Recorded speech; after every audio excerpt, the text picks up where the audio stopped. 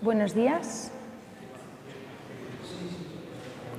Buenos días a todos y bienvenidos a esta segunda, casi tercera y última jornada del curso de verano que estamos haciendo aquí gracias al Centro Memorial y al Centro Internacional Antonio Machado. Ayer estuvimos en varias mesas, temas muy variados, y una de las cuestiones en las que seguro estamos todos de acuerdo es que efectivamente la actividad terrorista y todos los acontecimientos que se han ido dando, los sucesos que ha habido en España durante tantos años, pues eran hechos también noticiosos. Y en ese sentido nos parecía que era muy interesante contar con la perspectiva de personas que han estado al otro lado de la noticia, de aquellos que han cubierto esos hechos noticiosos, como decía. Y nos interesaba mucho, cuando preparamos esta mesa, el que fueran personas no que actualmente escriben sobre terrorismo en medios de comunicación, sino personas que han vivido en momentos, los momentos más complicados de la actividad terrorista en España, y por eso tengo el placer de tener conmigo aquí en esta mesa, a mi derecha, a Fidel Raso, que se licenció en periodismo en la Universidad del País Vasco, al mismo tiempo que ya trabajaba como reportero para Diario 16. Es también diplomado en estudios avanzados y profesor honorífico de la Universidad de Alcalá. Centrado en temas de política y terrorismo, perteneció al equipo de investigación del caso GAL, de los grupos de antiviolación. Me acabo de liar. Fue enviado especial a diferentes acontecimientos internacionales, como la caída del muro de Berlín o la invasión de Kuwait por Irak en la Primera Guerra del Golfo. Ha sido, asimismo, editor gráfico del Expreso de Guayaquil, en Ecuador, y en El Día de Valladolid, que pertenece al Grupo Prisa. Entre 2004 y 2014, desde Ceuta y Melilla, vivió de cerca la inmigración, el narcotráfico y las operaciones contra el yihadismo. En 2011 recibió el segundo premio del concurso Gritos de Libertad, organizado por el Consejo General de la Abogacía de España. En 2014, el segundo premio de la Asociación Nacional de Informadores Gráficos de Prensa y Televisión. Y en 2016, el Premio Internacional de Periodismo Cátedra Manu Legneche en su cuarta edición. Es autor de 2 libros de fotografía y un ensayo sobre el fotoperiodismo vasco bajo el terrorismo.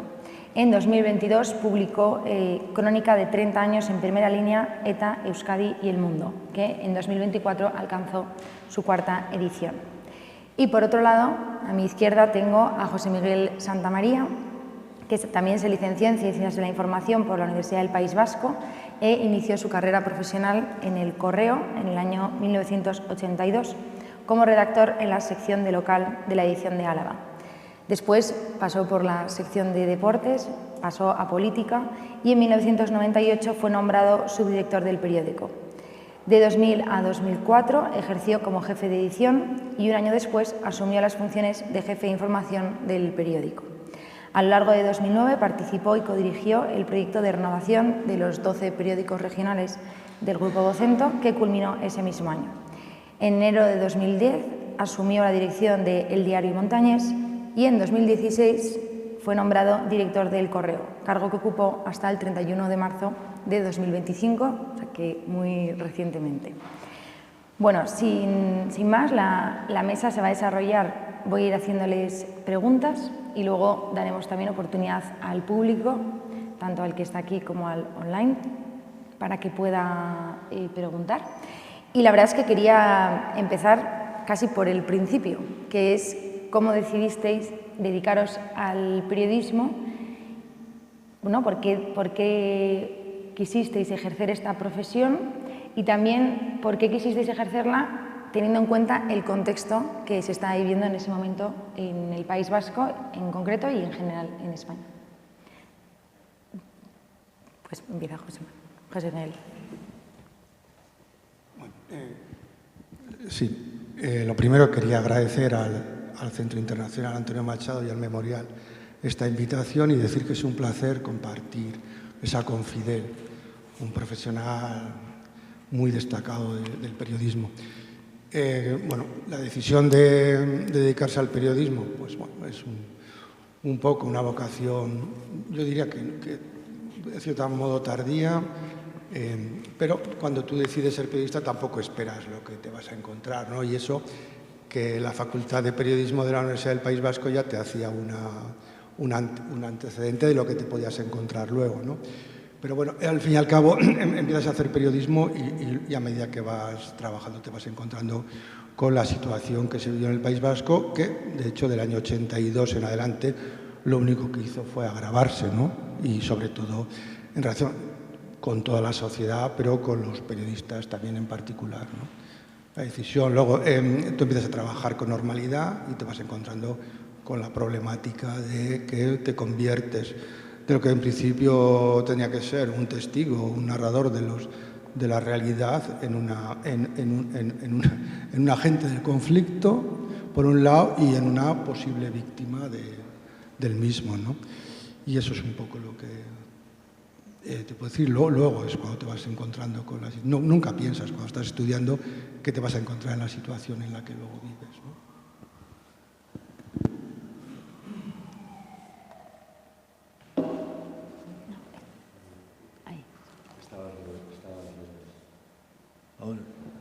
¿Ahora se oye bien? Sí.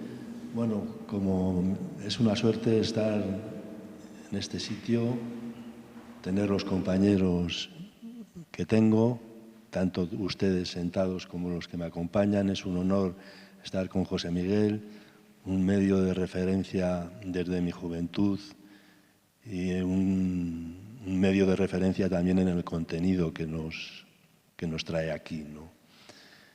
Por mi parte, decir que a la pregunta que nos presentan, que en mi caso pudo ser la transición política española. Yo era un joven con 20 años, trabajaba como anteproyectista, mi mundo eran los números, las estructuras, hacer dibujos para arquitectos y tal. Y cuando vino la transición, yo ya hacía fotografías, tuve algún llamamiento de los medios de comunicación que empezaban en la época a colaborar con ellos, a hacerles reportajes y tal. Y entonces me fascinó la posibilidad de entrar en ese mundo del periodismo y entonces dije, bueno, ya que voy a entrar en el mundo del periodismo, voy a estudiar la carrera, ¿no? Me costó un poco porque la hice trabajando y viví de cerca la transición, ese concepto que todavía hoy no está escrito del todo, y me quité la corbata y salí a la calle, ¿no? Y luego vi el mundo desde, como suelo decir, desde la India a las Islas Galápagos y desde Moscú a Sudáfrica, ¿no? Con especial incidencia en mi pueblo, en mi país, con el terrorismo vasco y el otro era el terrorismo del GAL, que bueno, ya se tocará algún tema, y luego en el norte de África, pues como si me persiguiera, pues también con el cercano de Al-Qaeda o el yihadismo que venía de Tánger, Tetuán, y se iban a Siria y tal. Y bueno, he acabado un poco extenuado y estos escenarios, más que para hablar de mí, me alegra porque puedo verles a ustedes y hablar, que fueran ustedes los que hablasen y yo escuchar, como muy bien José Miguel lo planteaba, ¿no? Y nosotros hemos desarrollado nuestra formación para escuchar y ahora tenemos que hablar, ¿no? Pues bueno, pues haremos ese esfuerzo de interpretación y con esto pues paso a la siguiente pregunta, ¿no? José Miguel, has mencionado veladamente que también el ambiente universitario, o sea, que ya la carrera te preparaba para luego lo que te ibas a enfrentar en el mundo real como periodista. No sé si podrías contar un poco, porque quizá en el público no todo el mundo se hace cargo de cómo era el ambiente en la facultad en la que estudiabas o cómo era ese ambiente en ese momento cuando decidiste estudiar periodismo, y probablemente Fidel le ocurre lo mismo. La facultad de periodismo era quizá uno de los centros más conflictivos de la UPV. Y entonces realmente pues, había profesores de todos tipos, ¿no? Profesores alineados con una posición y luego profesores mucho más profesionales. Digo un poco que ahí puedes sospechar de cómo iba a derivar todo, ¿no? Y bueno, en principio era muy conflictiva, la propia Universidad del País Vasco era muy conflictivo, de hecho, bueno, pues a medida que avanza la situación, terminan profesores con escolta, profesores a los que se les acosa y se les hace la vida imposible, ¿no? Eso al final tú vas detectando las cosas, ¿no? Pero realmente cuando empiezas a vivir las situaciones, cuando empiezas primero a estar en la calle, ¿no? Cuando se ve, me enseñó ahora Fidel unas fotos para recordar y tal, cómo se ve la presencia de ETA en las calles, con carteles, con las manifestaciones, pero también lo que sería las propias ruedas de prensa de la izquierda abertzale, donde a los periodistas se les presiona, se les amenaza algunas veces veladamente y otras no, y ahí es tú cuando empiezas a ver lo que está ocurriendo y lo que te pasa. Es verdad que el acoso de ETA a la prensa pasa por distintos periodos, ¿no? Es verdad que yo creo que el primer muerto, el primer asesinato de alguien relacionado con la prensa es el de Javier Ibarra, ¿no? Que es presidente del Correo y del Diario Vasco, ¿no? Y esto es en el año 78, me parece. Pasa por distintas fases. Pasa esa fase, luego pasa en el año 95, 96, 97 y luego termina quizá la peor fase de todas, es entre el año 2000 y 2001, ¿no? Que son los tres puntos álgidos de lo que sería la presión. Pero el ejercicio de la profesión es muy complicado por esto, ¿no? Por la cantidad de presiones que cada vez se vuelven más duras, ¿no? Y eso es lo que al final va determinando tu trabajo y te va situando en lo que es la realidad, ¿no? Una realidad que es difícil de entender fuera del País Vasco, ¿no? Porque es difícil entender que en una sociedad europea y desarrollada como es la sociedad española y la sociedad vasca, tendríamos un germen de terrorismo político. Pero era absolutamente alucinante que en estos años, hasta en el año 2000, en el año 2003, en el año 2005, tendríamos periodistas con escolta. Y situaciones tan patéticas, ¿no? De que los periodistas vayan con escolta y los del gobierno van sin escolta, ¿no? Y eso se estaba dando en el País Vasco, ¿no? Ibas a una rueda de prensa del gobierno vasco y los consejeros no iban con escolta y los periodistas iban con escolta, ¿no? Era una situación muy difícil de entender, ¿no? Bueno, pues esa es la situación en la que tuvimos que desempeñarnos. Pero insisto un poco que el proceso tiene distintos momentos más duros y momentos todavía más duros, ¿no? Un poco que va pasando con el tiempo, ¿no? No me mucho más, porque seguramente lo seguiremos hablando.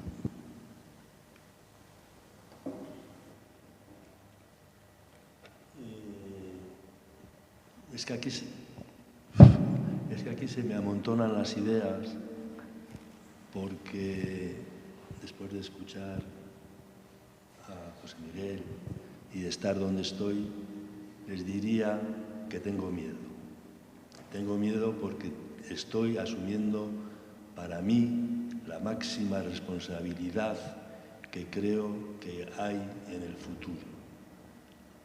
Y la máxima responsabilidad que creo que hay para el futuro es que la universidad siga siendo o sea definitivamente una vanguardia de la concordia, una vanguardia de la democracia y una vanguardia para todo lo que suponga civilización, más que la sanidad. Si yo tuviese que elegir entre sanidad y educación, elegiría, después de mi existencia en este planeta, mi existencia superficial por este planeta, lo digo de corazón. Creo que tenemos la máxima responsabilidad de que el concepto de universidad, que es de educación y de enseñanza, vaya recuperando y escalando puestos para salir de estas incertidumbres que nos rodean casi todos los días, ¿no?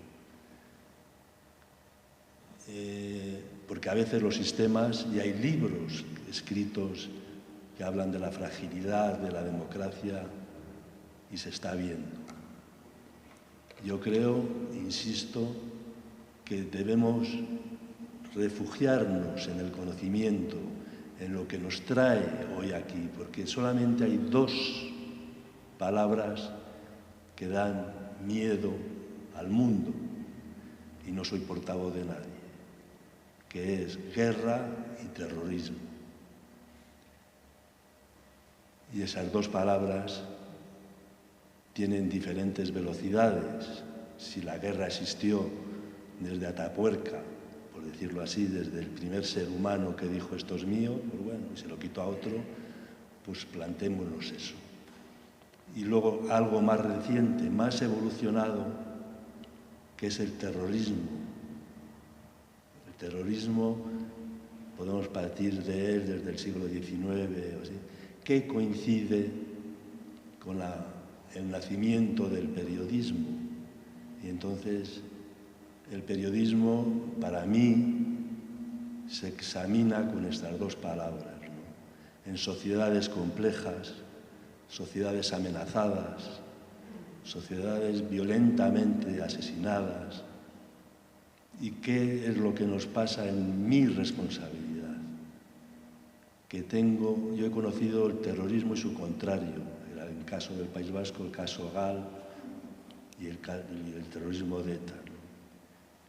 Entonces, yo lo único que diría es que asumimos los periodistas una gran responsabilidad ante ustedes, ciudadanos, que sois la vanguardia en este caso de una democracia plena. Y a veces no va a decir que lloramos, pero yo he conocido a compañeros excelentes que hoy representados por su director, perplejos, asustados ante acontecimientos muy duros. Y yo he tenido algún amigo, compañero, que ha dejado la profesión. Entonces estamos hablando de cosas muy serias. Y sobre todo yo me dirigiría a los más jóvenes, que sois todos ustedes, por supuesto, en hacer especial este papel del periodismo en el terrorismo, que es el gran epígrafe que nos trae aquí y afortunadamente que nos representa el Memorial Víctimas del Terrorismo, en este caso como una vanguardia de memoria que debemos ayudar y a veces comprender, y cuando nos lo piden y nos traen aquí, pues es tratar de explicar quizá esas dos palabras, guerra y terrorismo, que son las más complejas de regular para la libertad de todos.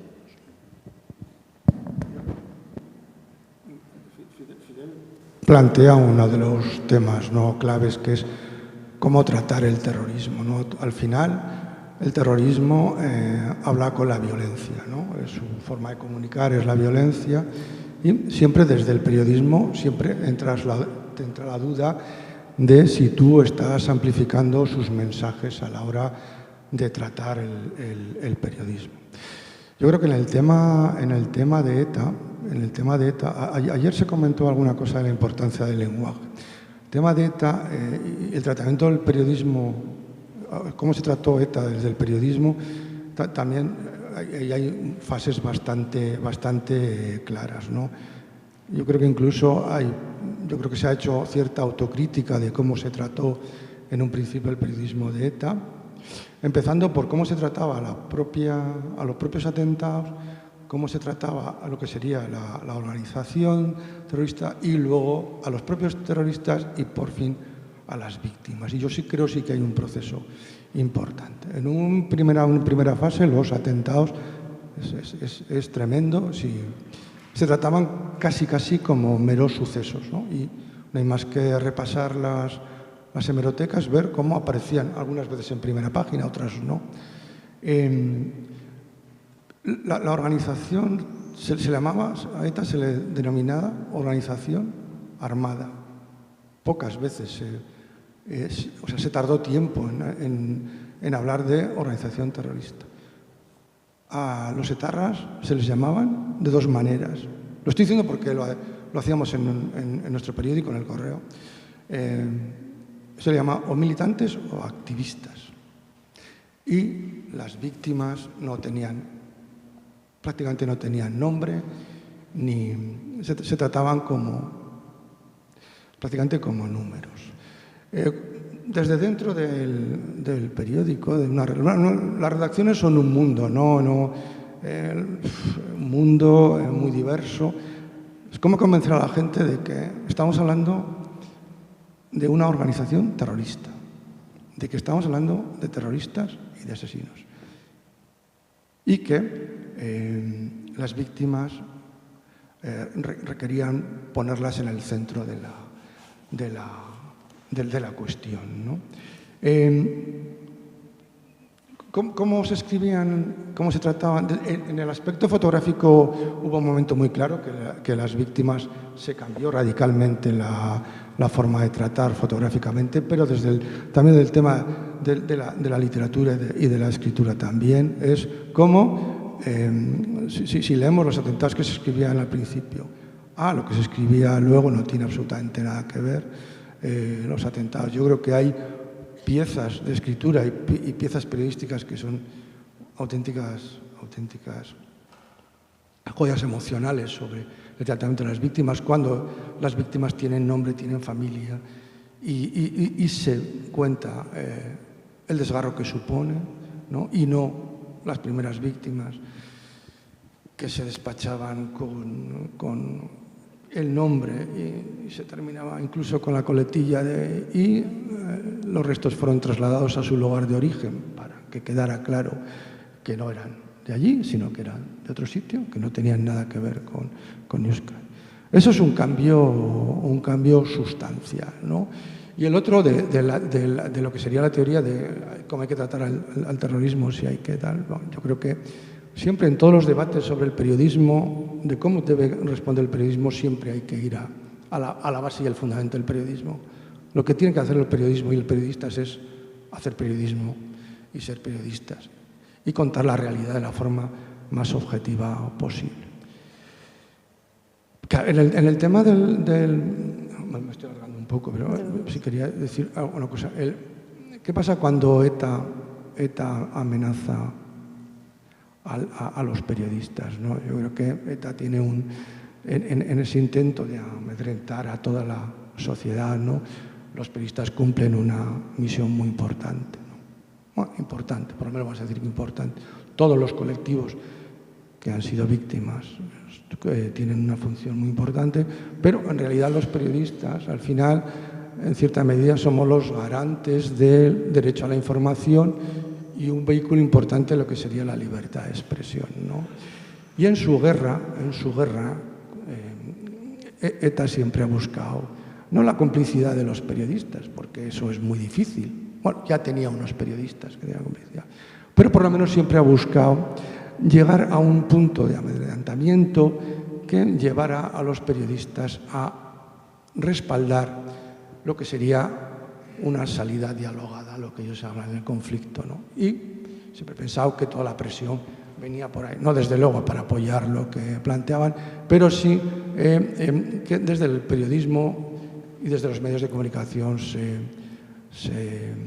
presionara a los gobiernos para buscar lo que ETA siempre ha buscado, una salida negociada. Y yo creo que eso siempre ha sido el objetivo de ETA y de todos los asesinatos, exilios y y presiones que han ejercido sobre el periodismo.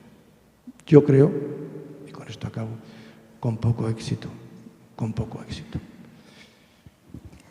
Has mencionado el tema de las fotografías y de la evolución que hace la fotografía. Efectivamente, ¿no? En unos primeros años eran imágenes muy explícitas sobre, ¿no? sobre las víctimas, sobre lo que había sucedido. Y quería preguntarte, Fidel, ¿cómo has abordado en tu trabajo ¿no? el derecho a la información, con la intimidad, con el honor de las personas a las que, bueno, ante los hechos a los que tú te enfrentabas? ¿Cómo era en tu trabajo y en tu labor periodística combinar esas dos cuestiones, ¿no? El que tenías que reflejar lo que estaba ocurriendo y a la vez con el respeto ¿no? y el honor que merecían esas personas?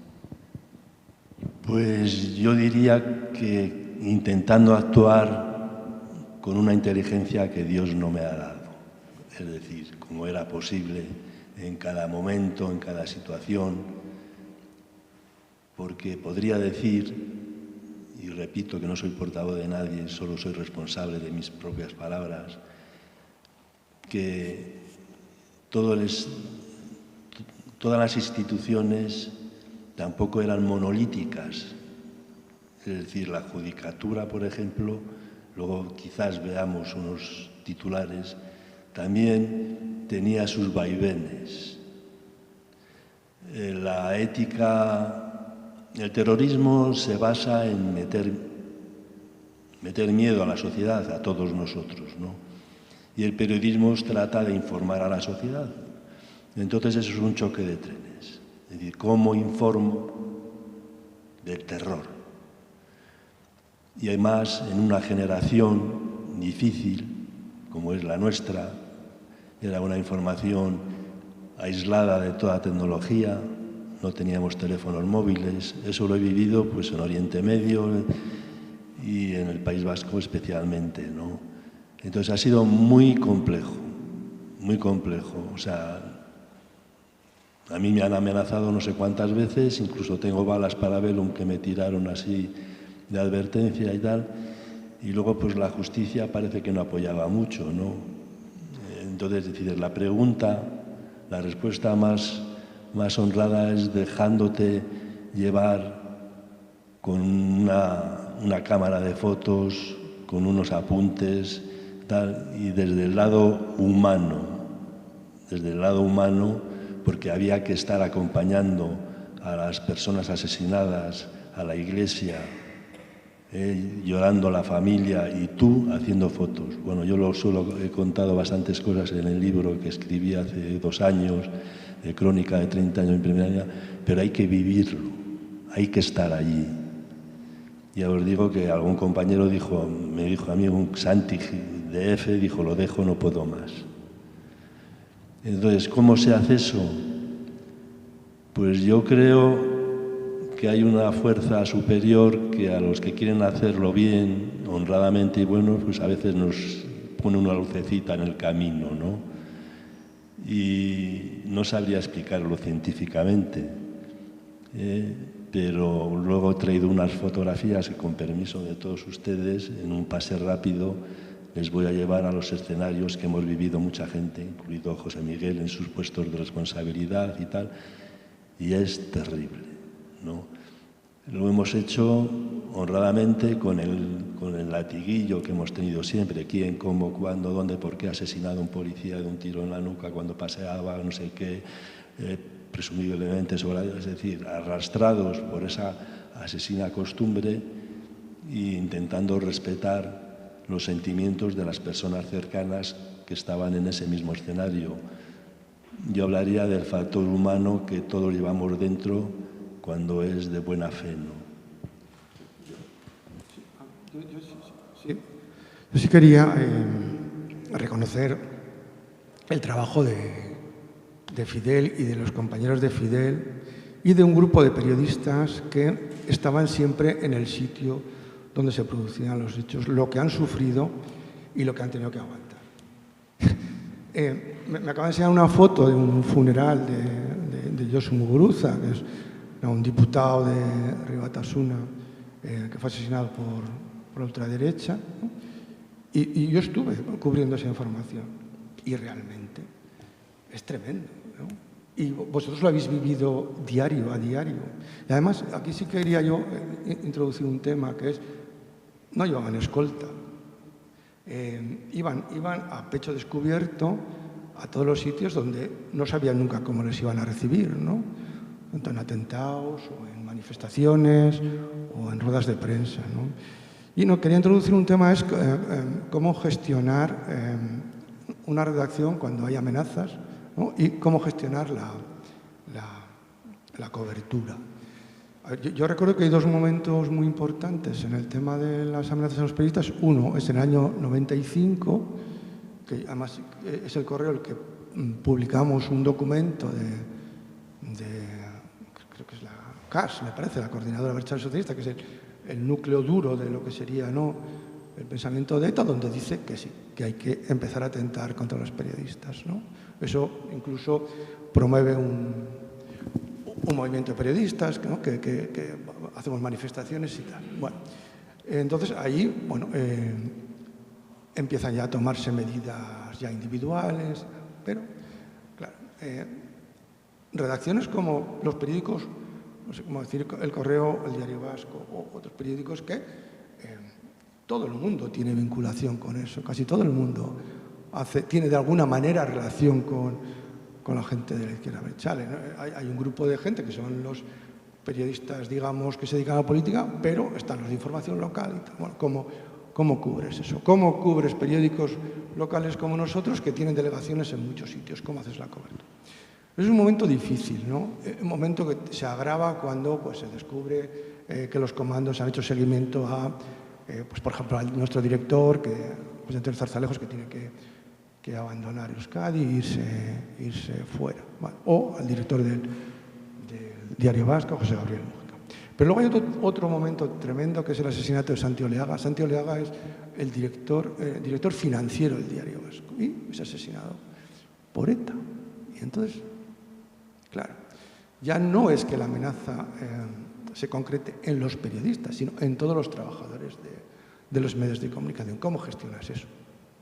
Pues muy difícil de gestionar, porque de repente aparecen en la redacción, en nuestra redacción, aparecen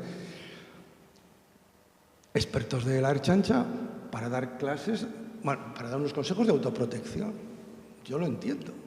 La gente que está en el lío lo entiende. Pero la gente que recoge anuncios, ¿cómo entiende que tenga que mirar debajo del coche? O la gente que se dedica a vender publicidad. Eso fue un momento muy difícil, porque ahí, y yo creo que es una de las razones que busca también esa amenaza, que es, oye, ¿y por qué somos tan duros con esto? Si total, ¿qué más podemos ser? Menos duros, ¿no? Al final nosotros no nos jugamos esto, ¿no? Y es difícil convencer a la gente que es una cuestión ética y que hay que aguantar. Y esos son momentos realmente complicados. Y es cierto que eso estaba premeditado y buscado por ETA, de buscar las debilidades y que la gente que no estaba afectada se sienta también amenazada. Y realmente fueron unos momentos muy complicados, ¿no? Porque, bueno, una cosa es que digamos que la gente más o menos directamente implicada se le ponga escolta, o que las redacciones eran un búnker. Yo recuerdo que todavía hoy la gente de los directores o los periodistas de otros medios del grupo, ¿no? Pues gente de Murcia, o de Badajoz, o de Andalucía, de los periódicos de Andalucía, siempre te recuerdan lo mismo, ¿no? Que quedaban impresionados cuando iban a Bilbao y veían que para entrar en el Correo era más difícil que entrar en la Moncloa, ¿no? Es decir, había unos medios de protección y tal. Eso era más sencillo de gestionar que lo otro, que es el miedo generalizado, ¿no? Y eso, bueno, provocó momentos complicados. Pero sí quiero insistir en el mérito que tenía la gente que estaba en la calle, y especialmente los periodistas gráficos. Has introducido varios temas realmente, José Miguel. Entre otros, yo pensaba escuchándote, y Fidel también lo ha mencionado, un compañero que tuvo que dejar la profesión, a veces los efectos del terrorismo son difíciles de calcular. Y con esto que estábamos hablando, yo pensaba, tenéis también como director de un periódico y con los compañeros que tú has tenido, esa impresión de cuántas vocaciones de periodistas hemos perdido, ¿no? Gente que no se ha atrevido a dedicarse a esto, gente que lo ha tenido que dejar, las secuelas que ha dejado en personas que podían haber ejercido esta profesión, que es no solo necesaria, que también es bella, y el efecto que ha tenido el que hayamos vivido bajo la amenaza terrorista.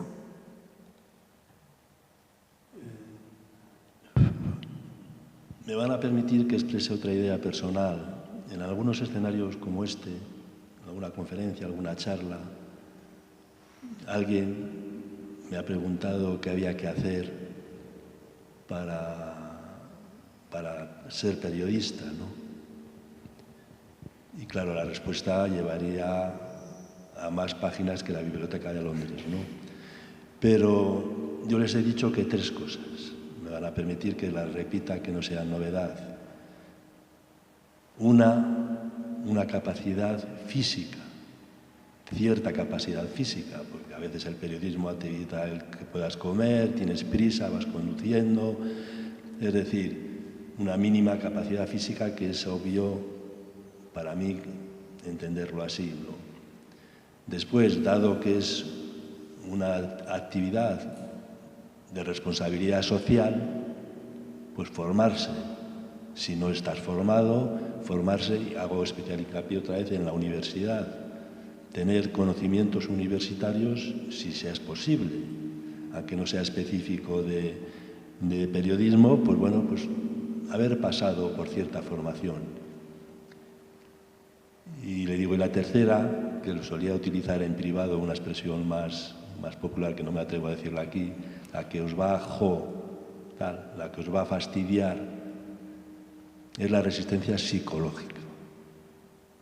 Es decir, que no vais a dar importancia a lo más importante. En estos escenarios que nos traen aquí, la guerra, el terrorismo de la guerra, se acaban filtrando en el periodista sin que se vaya dando cuenta. Es como esa fina lluvia vasca que dicen en el Sirimiri, que te va mojando. Y cuando pasan los meses, pasan los años, te das cuenta que te ha afectado, y no solamente te ha afectado, se ha insertado en tu cerebro y está cambiando tu forma de ser. Porque no crees en la sociedad, porque no te explicas cómo puede haber terrorismo en una sociedad que parece el título de un libro, en una sociedad opulenta, caso del País Vasco, que según pasas unos días por un recinto deportivo oyes gritar a 30.000 personas y luego en los funerales de un policía apenas van 20. Entonces, ese factor psicológico es el más importante y el que resumiría el tener cuidado, un cuidado especial en el ejercicio de tu trabajo, ¿no? Porque estás viendo lo que, no sé si desde el Renacimiento, desde el humanismo, estás viendo que el hombre es malo.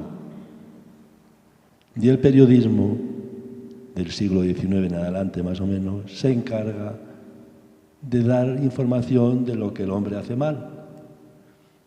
Y tú, que tienes 20 años, 25, 30, te plantas en los 70, si has estado en esos escenarios, y empiezas a mirar mal al vecino porque no hay derecho a lo que se está haciendo. Y no es el tema que nos ocupa hoy, pero no hay que mirar más que Oriente Medio como está y las barbaridades que crees que puede haber personas humanas que hagan lo que están haciendo, ¿no? Y en el caso del terrorismo vasco de ETA, que tiene ya en sus siglas por decirlo así, una carcajada, porque ETA significa Euskadi y libertad, que bueno, ¿cómo puede amparar esto, este absurdo, y encima estás viendo que las comitivas fúnebres van con 4 personas y mientras la gente va haciendo la compra alrededor de las calles donde se llevan a un asesinado a la iglesia más cercana, ¿no? Entonces yo por eso hago especial hincapié, dicho esta larga introducción del factor psicológico, porque no solo afecta al periodista, que le afecta, sino también a la sociedad, que les crea una somnolencia de la repetición de los atentados, tal. Y además el periodismo casi no tiene defensa posible ante esa situación, porque el hecho noticioso, el atentado, dura poco, casi un día, 2 días, asesinado, no sé qué, y luego gracias a la labor de otros periodistas, que pasa a otro nivel, que es la opinión, se puede mantener unos días más. Pero la sociedad sigue teniendo su rutina diaria. Y yo diría un apósito, algo más, ¿no? La sociedad somos creencia, somos religión, creemos en cierta economía, de derechas, de izquierdas, o sea, tenemos una vida diaria cargada de entrada de datos. Y esa sociedad puede ser somnolienta a los atentados terroristas, como era la sociedad vasca, porque tenía una rutina diaria que se iba formando una vez pasado el acontecimiento del asesinato, ¿no? Es decir, y me estoy refiriendo, porque algunas veces me han preguntado, ¿y la religión qué opinaba de esta situación? Digo, bueno, yo lo más que he podido decir, porque lo he leído en libros autorizados, libros escritos por religiosos, que había falta de firmeza, utilizando esta misma palabra que nos mira, una falta de firmeza en afrontar con más radicalidad estas situaciones, ¿no?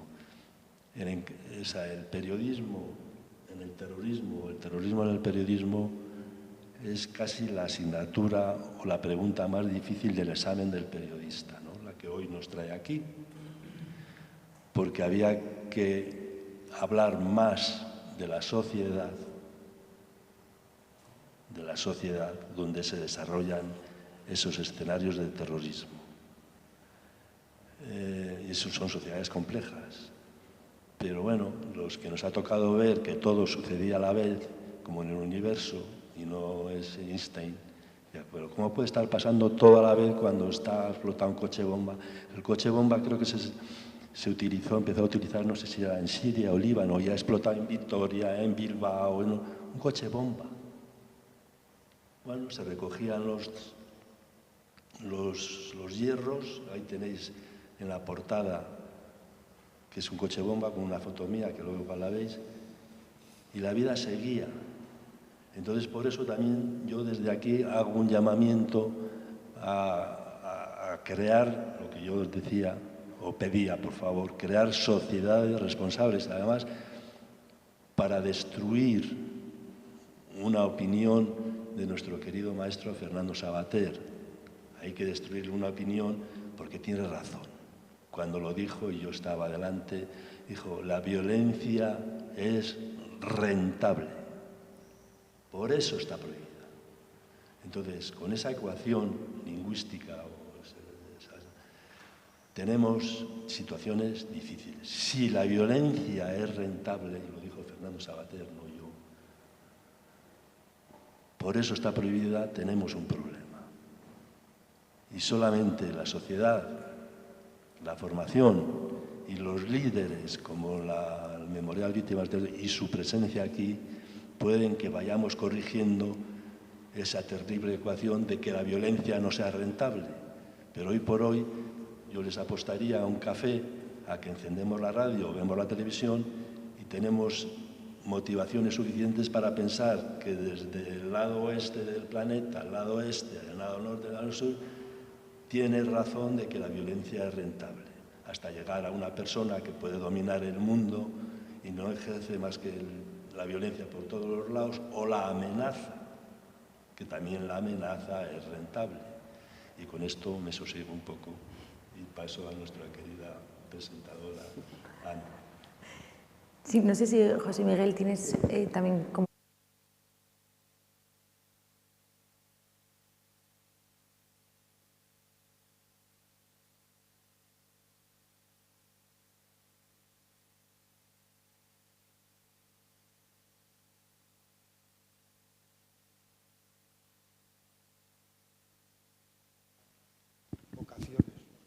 No sé. Ahora, no lo sé, la verdad es que no sé, pero lo que sí ha hecho es toda la gente y periodistas que han tenido que abandonar Euskadi es una pérdida de talento, ¿vale? Que se ha producido no solo en el campo del periodismo, sino en todos los campos empresariales, profesionales y de muchos que han abandonado Euskadi por culpa del terrorismo. Yo creo que el País Vasco ha sufrido una pérdida de talento y de iniciativa muy importante y que está empezando a pagarlo ahora. Está empezando a pagarlo ahora en que de ser una de las territorios más avanzados o con más iniciativa o con más emprendimiento ha pasado a dejar de serlo hace tiempo, y yo creo que ese tema se irá agravando. El País Vasco ha sufrido una pérdida muy importante de talento por culpa de ETA. Y yo creo que eso se puede enlazar con lo que dice Fidel, que claro que la violencia es rentable y tiene consecuencias, ¿no?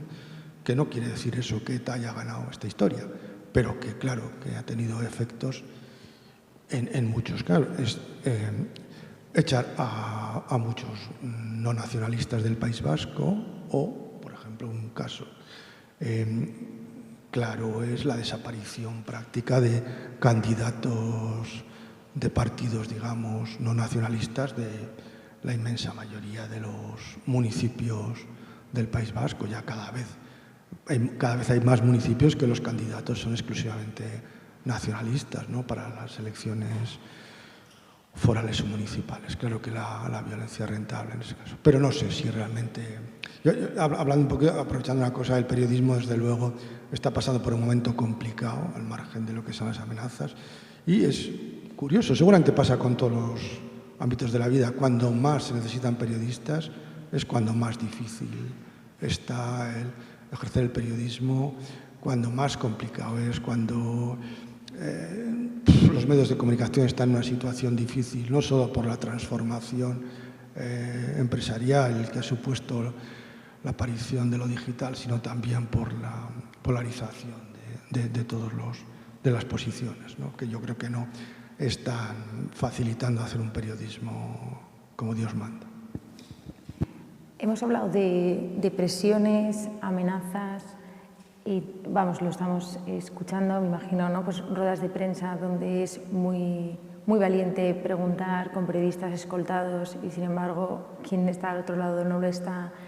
Hemos hablado de asesinatos, ¿no? Santiago Oleaga también, como periodistas, pues se ha asesinado a José María Portell, también en el año 78, y José Luis López de la Calle.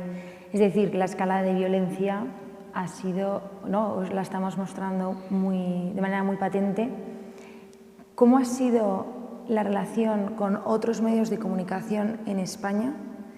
¿Habéis percibido un apoyo por parte de periodistas de otras zonas? ¿Se hacían cargo de lo que estaba pasando en el País Vasco, de cómo era cubrir noticias en el País Vasco? No sé si ha habido solidaridad tanto por parte de periodistas como por parte de instituciones para con los periodistas. Y no ha salido todavía, pero, ¿no?, el propio El Correo sufrió un atentado en el 2008, me parece. ¿Cómo ha sido esa relación con otros periodistas de otras zonas de España? Pues... Lo activa él. Eso. Pues por poner una pizca de humor, los periodistas vascos, ubicados geográficamente, ha sido una labor extraordinaria y lo representa en este caso el Correo, el Grupo Vocento y el director que tenemos aquí, porque imagínense ustedes lo que ha tenido que ser eso para una cabecera líder en el periodismo vasco, ¿no? Yo diría que lo que quería decir, de un poco anecdótico, que el resto de periodistas, lo que nos separaba la distancia, les llamábamos paracaidistas cuando venían al País Vasco, en un término coloquial, ¿no? Porque básicamente hemos sido los periodistas vascos, toda la institución que representa el periodismo, ¿no? La gestión, los fotógrafos, los redactores, jefes, toda esa gestión en el País Vasco ha sido dura y difícil. Yo en el libro también recojo ese momento en que cuando estábamos ante un acto terrorista y veíamos a un compañero que se acercaba y ya no estaba solo, lo agradecíamos. Es decir, el juntarnos en un escenario criminal pues nos daba cierta tranquilidad, ¿no? No sé cómo nos sentíamos, pero yo a veces estaba a punto de romperme porque puedo contar un hecho en concreto. Yo había venido de Sudamérica, había estado unos meses, no sé qué, y me encuentro con otro atentado, no sé qué, en el centro de Bilbao, en el puente, al lado del Teatro Arriaga, es decir, lo más bonito.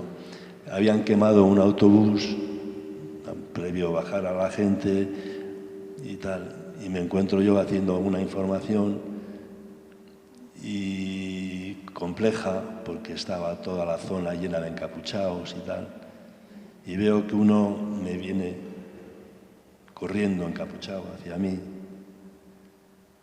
me llama chacurra en euskera es perro, y con lo cual tengo el honor de que me igualaba con la policía y la Guardia Civil, a los que llamaba de la misma manera, ¿no? Y sabía que era periodista por mi atuendo exterior, ¿no?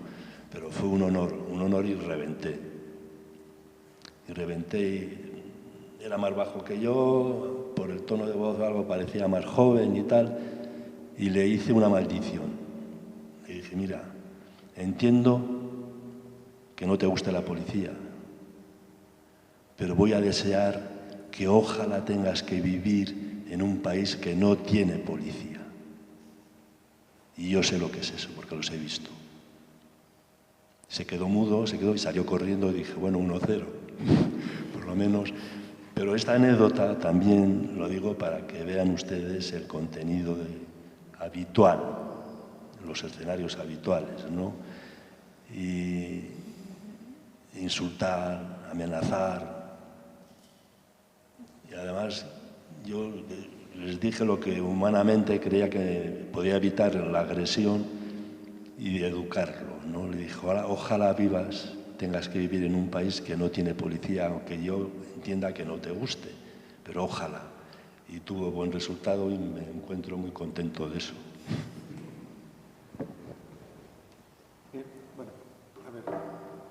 Aquí hay dos cosas, dices, vamos a ver, los periódicos, digamos, los periódicos de Madrid tienen gente allí, han tenido gente que han sufrido lo que no está escrito, es decir, los corresponsales de los periódicos de Madrid sufrían, y que estaban ahí todo el día, sufrían lo mismo que nosotros. Que sí, no sé si se ha reconocido la labor de la prensa vasca. Yo creo que no, porque el día a día, como dice Fidel, era tremendo, y tremendo no solo a nivel de lo que, sino a todos los niveles, porque, claro, la sociedad y la política no solo es los atentados, sino es la gestión de ayuntamientos controlados por el Batasuna y algunas instituciones controladas por ellos, que el sufrimiento era diario y la amenaza era diaria. Yo creo que no se ha sentido, yo creo que se ha reconocido suficiente. Y luego hay un tema, ¿no? que claro, no todos los periodistas estaban perseguidos de la misma manera. Yo creo que hay que ser claro en esto, ¿no? Había una línea divisoria clarísima. Había periodistas que se dedicaban a señalar a otros periodistas desde los medios de comunicación, digamos, del régimen Abertzale, ¿no? Clarísimamente. O que directores de periódicos justificaban clarísimamente el asesinato de periodistas con el argumento, esto está dicho así textualmente, que los periodistas del El Correo Español y el Diario Vasco no quieren la paz, ¿no? Quieren la guerra, ¿no? Y que actuar contra pseudoperiodistas está absolutamente justificado y es un avance en la libertad de expresión. Eso está dicho por una directora de un medio Abertzale, tras el asesinato de Santi Oleaga. Es decir, no todos los periodistas estaban en la misma situación, ni muchísimo menos. Incluso a veces tampoco sentíamos el apoyo, el respaldo de las instituciones, ¿no?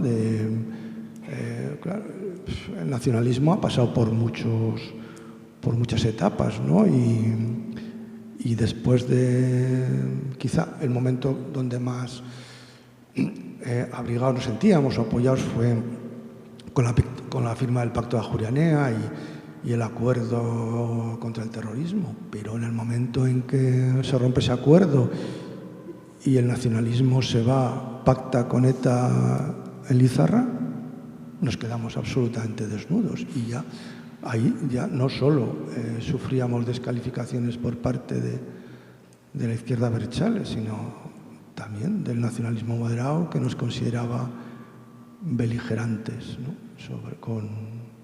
con ese pacto. Y es verdad que éramos beligerantes con ese pacto. O sea que sí, a veces nos hemos sentido bastante solos, ¿no? Y que quería también decir una cosa, que de todo este tema, claro, es... en Euskadi se daba una contradicción, ¿no? En el tema de la prensa. Una sociedad que era con una mayoría, digamos, nacionalista, sin embargo, consumía prensa absolutamente, digamos, ¿no? Constitucionalista, porque al final, además esto no solo pasaba en la prensa escrita, también pasaba en lo audiovisual y en las radios, ¿no? El Correo y el Diario tenían entre el 80 y el 85% del mercado de la prensa escrita en Euskadi. Yo creo que esto era también un sentimiento de cierta frustración, que ese sentimiento, parece que la sociedad nacionalista no se veía reflejado en el consumo de medios de comunicación. ¿Quieres decir algo? Sí. Me van a permitir que me ponga las gafas. Las tienes colgadas. Porque en esta línea quiero leerles una línea, ¿no?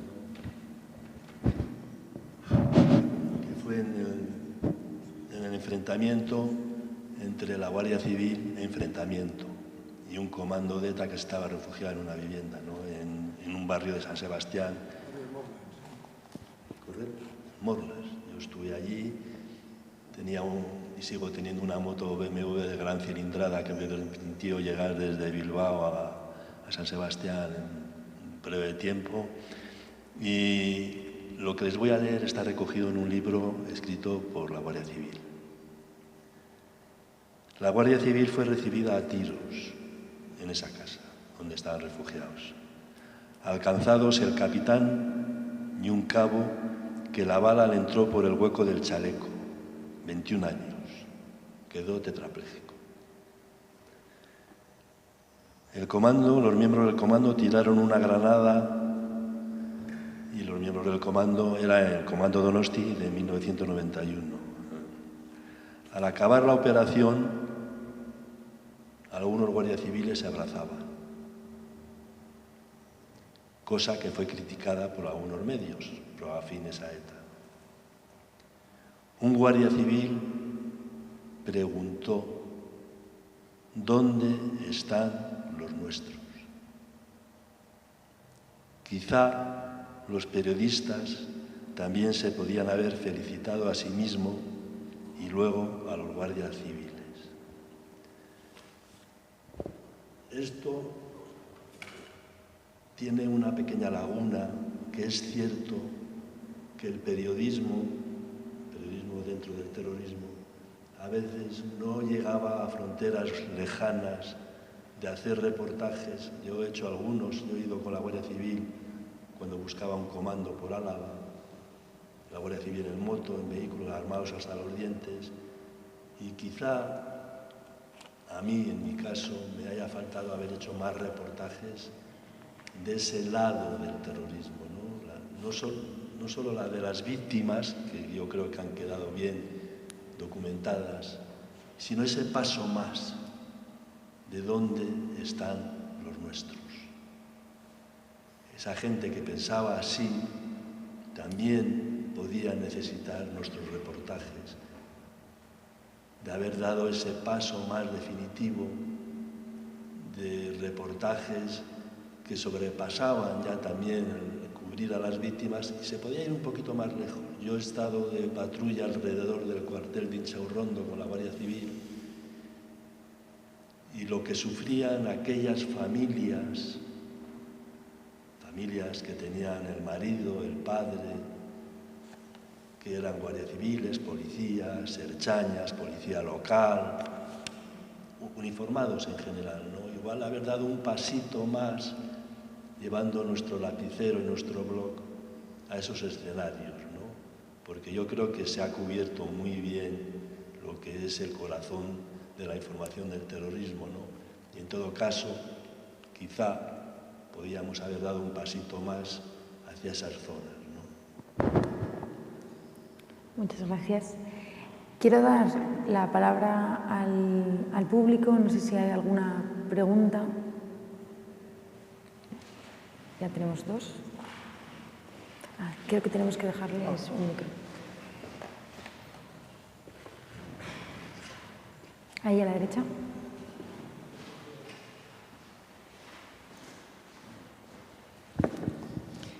Buenos días y muchas gracias por la ponencia.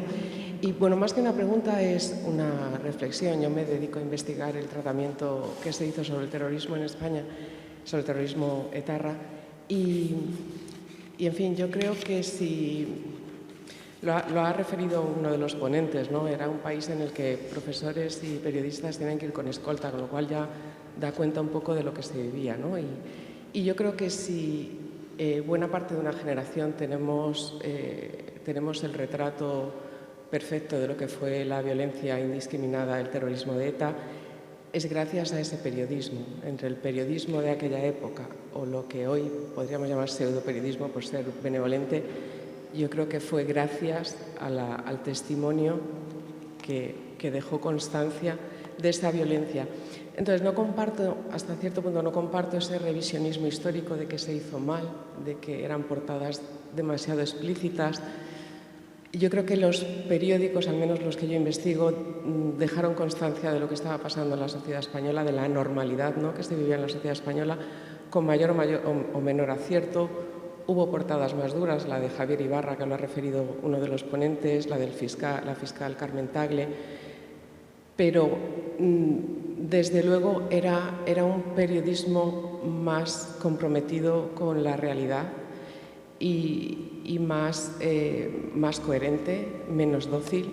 Y simplemente como anécdota, por ejemplo, siempre refiere el que era director de ABC, de cuando se publicaron las imágenes de archivo de las gemelas de Zaragoza, que además se tuvo que recurrir a la tienda de fotos del pueblo, porque en aquella época no había nubes, por lo tanto se destruyó la casa cuartel y a los que allí vivían.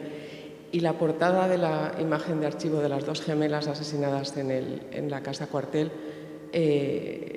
pues siempre el director de ABC dice: se pasaron toda la mañana llamándome personas diciéndome que se habían pasado toda la mañana llorando, ¿no? Entonces yo creo que hasta cierto punto se echa en falta, ¿no?, el que hoy en día, pues bueno, vivimos en una sociedad mucho más cómoda, hay buenos y malos, nos dicen con quién tenemos que estar, pero en aquella época el periodismo dejó constancia de quiénes eran los malos, ¿no?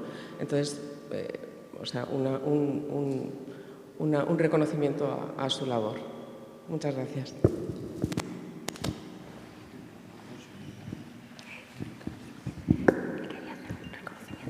Quería hacer un reconocimiento de vuestro trabajo. Creo que ahí había otra pregunta.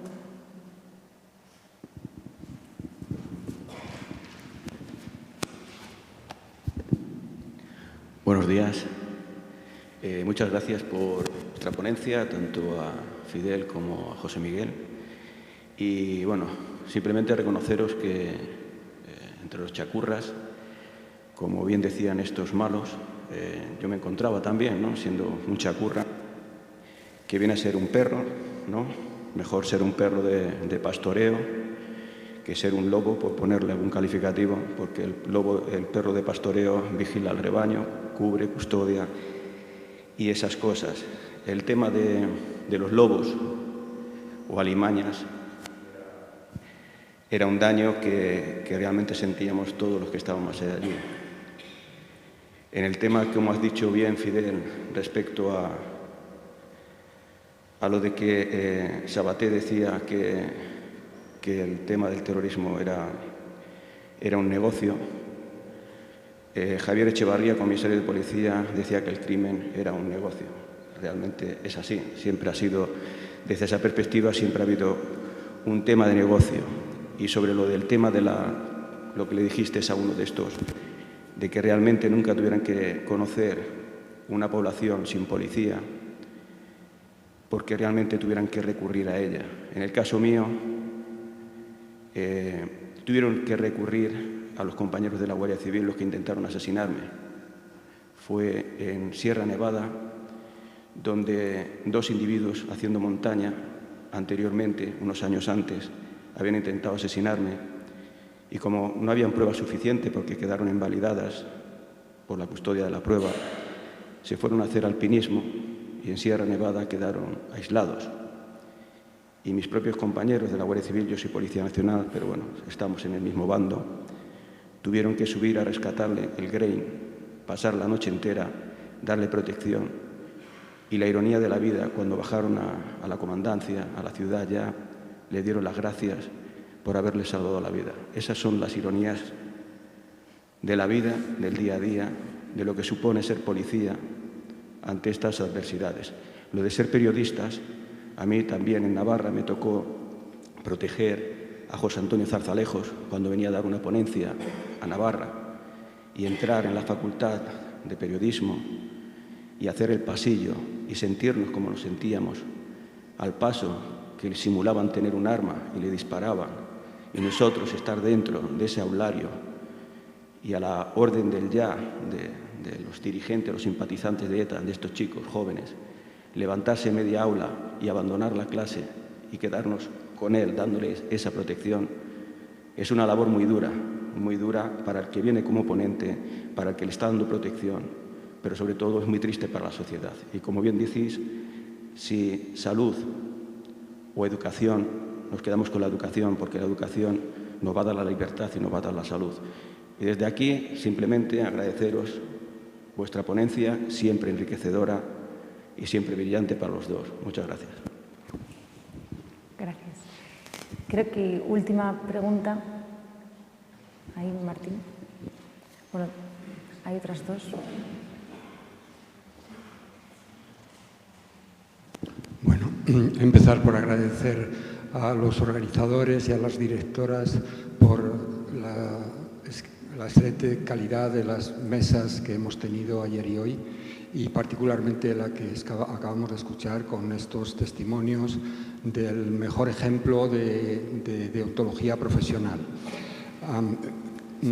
Quería preguntar algo en relación con la sensibilidad corporativa. Ayer Gemma le preguntaba al director de La Línea Invisible por cómo era esto en el mundo audiovisual. Ana, tú les has preguntado también cómo era esto entre los periodistas. José Miguel ha comentado algo en relación al fuego amigo, por llamarlo de alguna manera. Quería empezar un poco más lejos para señalar las afinidades y las dificultades de la profesión, también como una pregunta, ¿no? En el momento en el que estamos, Ya sabemos que en Gaza no pueden entrar periodistas extranjeros, que, si no me falla la memoria, van cerca de 200 periodistas gazatíes que han sido asesinados, un récord absoluto. Y aquí es donde viene la pregunta interesante.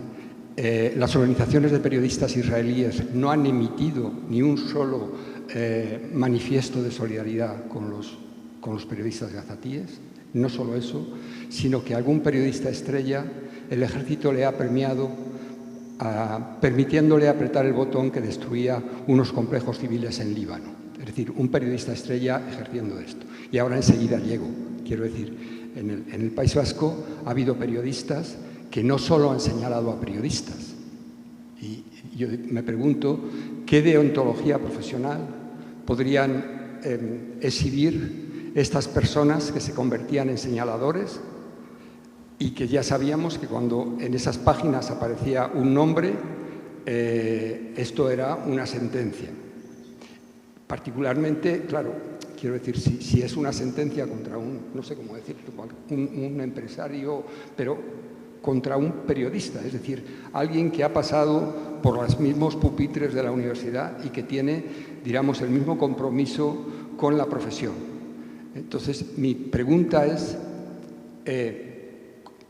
no sé, ¿cómo han vivido y de qué manera también dentro de la profesión, pero no solo dentro de la profesión, porque es una responsabilidad colectiva, reconocemos, ponemos en claro la responsabilidad en el daño de estos periodistas denunciadores en todo el proceso, es decir, de las fases que ha señalado, la socialización del sufrimiento, el marcaje de determinadas personas, en ocasiones con todas estas informaciones falsas, ya lo recordamos, eso se ha hecho en la prensa, ¿no?, de los que vendían droga, de los que hacían no sé qué, de quien había traído. Quiero decir, se ha hecho un proceso civil a estas personas que, quiero decir, que algunas siguen teniendo cargos y han tenido cargos políticos y han ejercido simultáneamente o un poco antes y un poco después la labor de señalar y después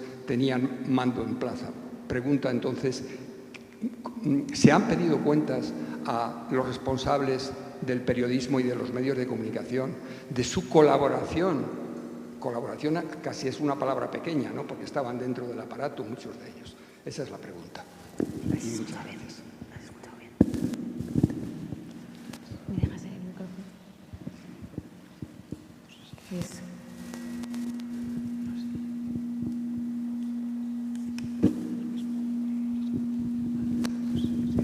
Bueno, antes estáis hablando de la educación, que es vital y fundamental.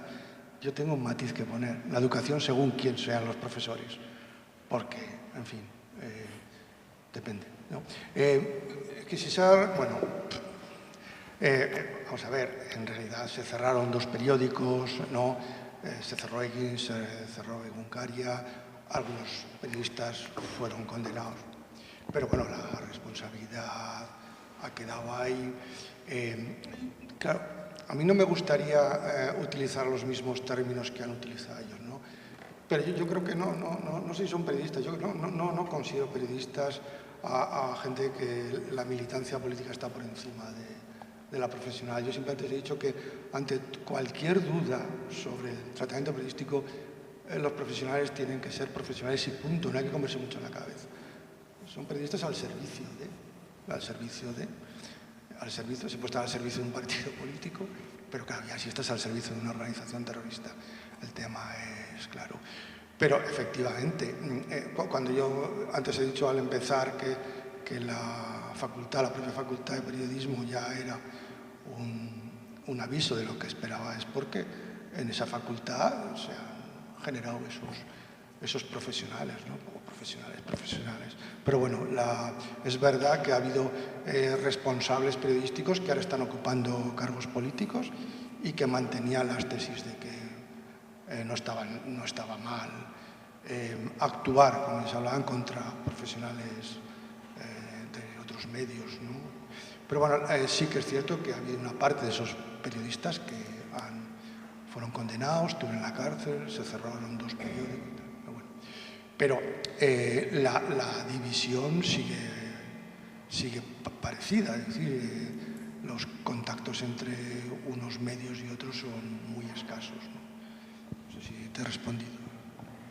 Había dos preguntas que, si pueden ser rápidas. Abel y Mireia ahí.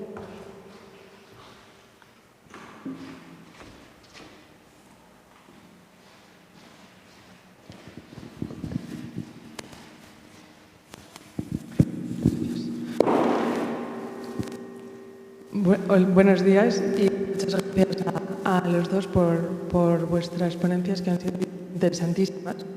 Yo me dedico a de las leyes y su papel ante el terrorismo, y me ha llamado la atención cómo, estudiando estas leyes desde finales del siglo XIX, está muy presente desde el principio en el plano nacional e internacional la cuestión del tratamiento periodístico del terrorismo, ¿no? Y había preguntado la compañera antes también, o mencionado esas portadas, ¿no? Esas portadas en ocasiones con un contenido más fuerte, ¿no? O supongo que también debates, ¿no?, acerca de en qué lugar del periódico situar ciertas noticias o ciertas imágenes. Y yo me preguntaba si, en qué medida en vuestra experiencia, en la parte de la historia que os ha tocado contar, este tipo de debates han estado presentes y de qué manera.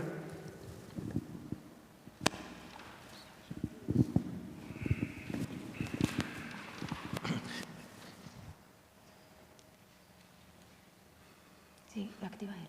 Tú puedes empezar a hablar. Ya está. Hola.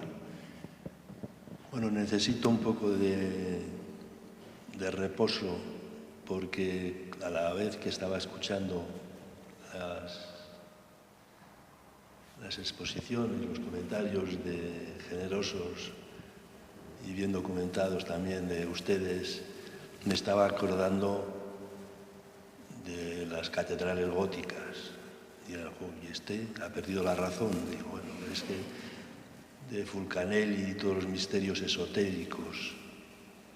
Digo, pues a veces el periodismo me ha puesto delante de una catedral, el periodismo y el terrorismo, como si estuviese delante de una catedral gótica, por ejemplo la de Burgos, y tuviera que descifrar todo lo que representan aquellas partes pequeñas de una construcción. Porque en el terrorismo se habla, otra cosa es el que pierde. Y a veces hay posiciones que varían. Se está viendo a nivel internacional. En el terrorismo hay terroristas que también lo dejan. En el terrorismo hay que hacer análisis casi permanentemente y la tinta del lapicero o del periodista a veces se acaba después de profundizar en tantas situaciones, ¿no? Yo por eso quiero transmitirles la complejidad de las sociedades. El terrorismo de ETA en el País Vasco había que verlo.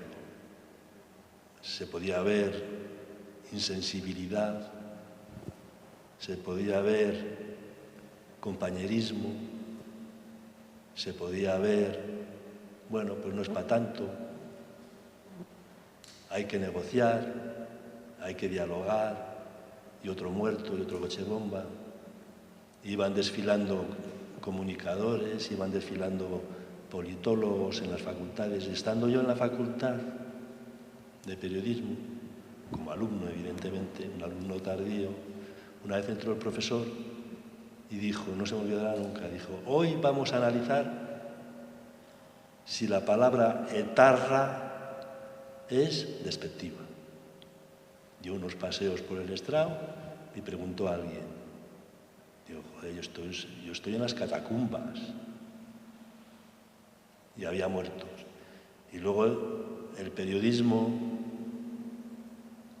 a veces también tiene sus... Ya le digo, yo hablo en mi nombre, no hablo en nombre de nadie, ¿no? También hay que comprender que tiene sus fases de agotamiento físico. agotamiento cognitivo, agotamiento de lo que no se sabe y se supone. A veces en el periodismo, y por eso insisto de manera respetuosamente irónica, es plantarse ante un acontecimiento que es como la Catedral de Burgos y no eres Fulcanelli. Dices, joder, ¿cómo interpreto yo esto ahora? Por eso yo quisiera en mi intervención dejarles latente una complejidad que también es inherente a la profesión. Está entendido. Sí, respuesta. Yo creo que ayer tú misma manejaste el cierto complejo a la hora de elaborar leyes especiales contra el terrorismo, ¿no? Un cierto complejo de tal. Y yo creo que el tratamiento del terrorismo, estamos hablando, yo me incorporé en el 82 al periódico, en el 81 creo que es el golpe de Estado, ¿no? O sea, estamos en una democracia muy compleja, entonces el despiste era general, ¿no? Yo en ningún momento, yo me siento copartícipe de muchas decisiones, bueno, de todas las que se han tomado en mi periódico y de cómo se ha cambiado el tratamiento de los atentados. Era todo bastante complicado de tratar. Yo lo que digo que hay varias fases, ¿no? En la primera época los atentados, aparte de tener una presencia, bueno, relativamente pequeña en las portadas, dentro eran como mucho una página y tal.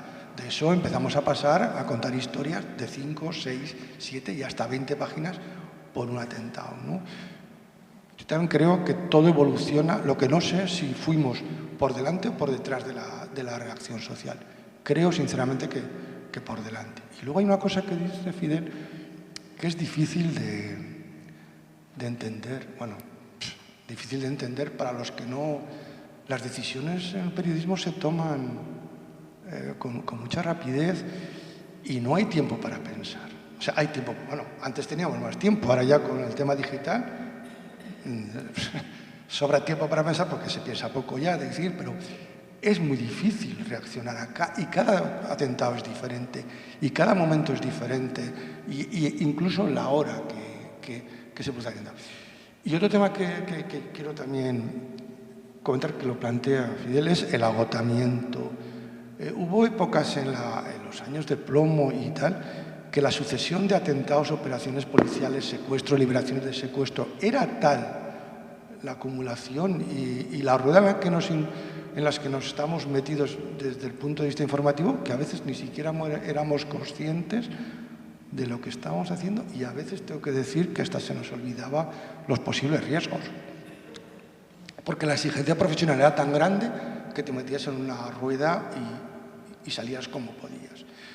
Pero es cierto que yo no sé, igual se me ha entendido mal, yo no he criticado nada de cómo se trataban los atentados, digo de la evolución que ha habido, ¿no? Y sí que hubo un cambio de sensibilidad. Y yo creo que esa labor que hicimos los medios de comunicación también sirvió para despertar a la sociedad vasca, que como también ha dicho Fidel, en un principio daba la sensación de que estaba habiendo acontecimientos de atentados que pasaban a 3.000 kilómetros y estaban pasando debajo de casa, ¿no?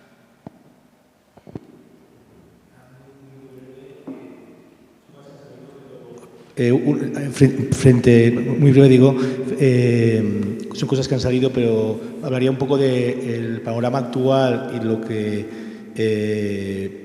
se presume que viene respecto al periodismo, que resulta bastante inquietante, al menos desde mi perspectiva, en cuanto a la precarización de la profesión, de los reporterismo, el clickbait, todo el potencial que hay de manipulación, redes sociales, etcétera. Frente a todo esto, ¿qué panorama? Una pequeña reflexión un poco de cómo veis la posibilidad de que la profesión y el periodismo siga siendo un elemento que pueda seguir siendo útil, ¿no? y ayudar y mantener reflejo de la realidad de manera crítica y presente en los lugares. Se ha comentado lo de Gaza ahora, ¿no? Que no pueden entrar los periodistas. ¿Cómo lo veis el panorama inmediato, si es tan inquietante como parece? En el que hoy día, con el clickbait, con todas las noticias rápidas, redes sociales, ¿cómo hacer que el periodismo siga siendo una profesión que sea útil para la sociedad, que marque...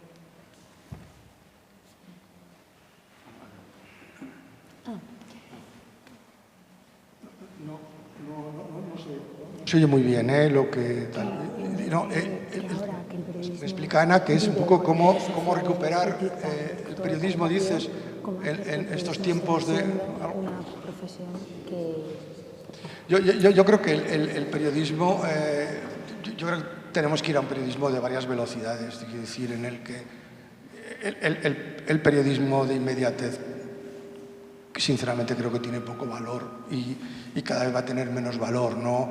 Lo malo es que ese periodismo de inmediatez esté arrastrando a todo el periodismo. Yo creo que el periodismo tiene ahora mismo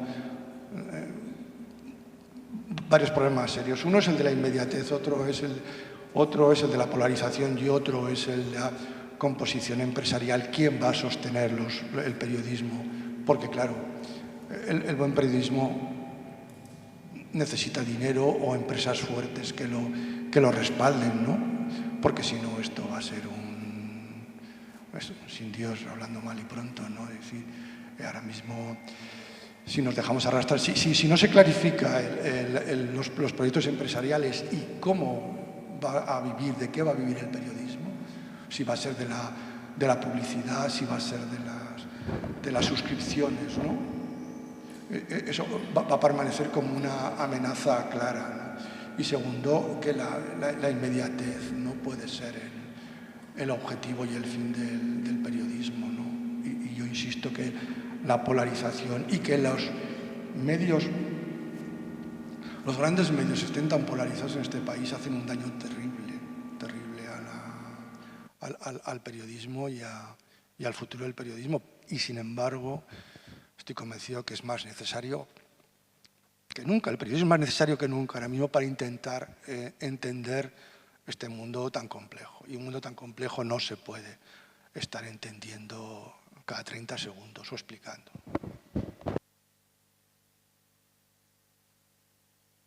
Voy a repetir aquí lo que yo he dicho en escenarios parecidos anteriormente.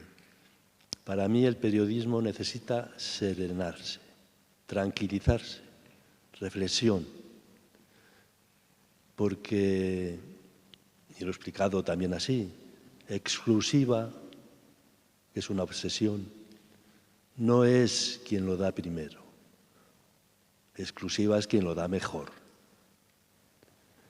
Entonces, la responsabilidad que nos trae a todos aquí, a la parte de los oradores como de los asistentes, es la responsabilidad, lo que creemos que es bueno para la sociedad con las herramientas que tenemos a nuestra disposición. La educación, la juventud, los periodistas viejos, los asistentes jóvenes. Necesitamos serenar el periodismo, porque hay cantidad de información que se repite y muy poca la que tiene valor. Hablando de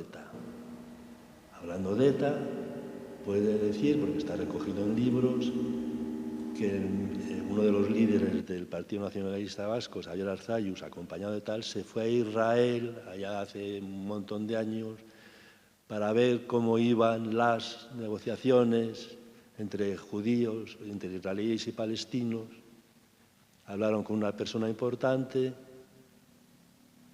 salió en un medio de comunicación hebreo, el Yediot Aharonot, que es como un poco uno de los líderes y tal, se montó un escándalo internacional y resulta que era la universidad, la bisagra que partía en las negociaciones. No eran ni azules, ni rojos, ni verdes, ni árabes, ni nada. Era la universidad la que estaba ayudando a ese acercamiento entre israelíes y palestinos. Y no solamente eso, sino que estuvieron también por el sur de Francia, ayudando a los servicios de seguridad españoles, de alguna manera breve y rápida, a colocar ciertas cámaras que podrían visualizar el paso de comandos a España. Es decir, sabemos muy poco de lo importante y sabemos mucho de lo subsidiario. Y seguramente sabemos mucho de cosas que están filtradas por otros periodistas que trabajan en gabinetes de comunicación y se siguen llamando periodistas. Yo soy periodista y trabajo de portavoz de lo rojo, lo azul, lo verde, lo amarillo o del dólar. Bueno, dejémonos al menos a los periodistas de concepto clásico que digamos periodistas y vosotros buscaros otro nombre. Porque al final lo que acabamos poniendo de titulares son lo que los periodistas de comunicación quieren que pongamos en los titulares para que ustedes lo lean y, francamente, cada vez entiendan de manera unidireccional o no entiendan nada. Hoy, ayer, hace un mes, no sé cuándo, hace un año, desde que hemos puesto en valor la mentira, porque antes el niño mentía en casa y se le daba un azote, o mentías al profesor y te daba un suspenso, o mentías a un amigo y te dejaba de hablar un mes, resulta que ahora se ha insertado en nuestro cuerpo, en nuestra sociedad, en nuestra cercanía, y encima ha llegado a tocar el periodismo. Cuando los diarios de Hitler, no sé si era el diario Stern, el semanario Stern, o no sé cuál era, publicó una primera página en Alemania, claro, los diarios de Hitler, hace ya bastantes años, y se comprobó que era mentira. Ese semanario estuvo a punto de desaparecer. Bueno, pues hoy seguimos publicando mentiras, y especialmente de compañeros, vamos a decir, compañeros periodistas que son de gabinetes de comunicación muchas veces más amplios, con más costo económico a favor, y de medios periodísticos al 100%, por definirlo así, y nos encontramos repitiendo las mismas historias de todos los días. Y no sabemos que los servicios del Mossad de Israel estaban ayudando a las fuerzas de seguridad, esto como anécdota ya pasada, colocando incluso cámaras y esto para ver el paso de comandos desde Bayona o de tal a España. Lo importante no sabemos. Lo aburrido a veces, y es que vas entrando en páginas y dices, madre de Dios, aquí estamos en este templo aquí, madre de Dios, pero si esto está haciendo todo el mundo. Y luego, pues bueno, si me permiten 30 segundos más, ahí tengo una fotografía que me gustaría ver. Yo estuve en el Kurdistán, en el norte de Irak, con los kurdos, los peshmergas del PKK, y resulta que pasaban por ser colaboradores para echar a Saddam Hussein, y me hice una foto con ellos, con aquellos que eran colaboradores para echar a Saddam Hussein, y los americanos ayudaban y tal. Pasé en unos pocos años a tener una foto en internet con terroristas, porque Turquía les odia y tal, y entonces yo tenía una foto ya no con colaboradores de esto, sino con terroristas. Y luego vengo al País Vasco, y unos años después llegan kurdos al País Vasco a negociar, a hablar, a aprender cómo son las de estas. Entonces, las informaciones que tenemos generalmente son, bueno, voy a decir bien intencionadamente, son más amplias del pequeño porcentaje que nos llega a nosotros. Entonces, si es poco porcentaje y encima el mentir es rentable, como decía Sabater, pero no está prohibido, pues tenemos un problema. Bueno, muchísimas gracias. Creo que no tenemos tiempo porque vamos fatal el tiempo, Sebastián.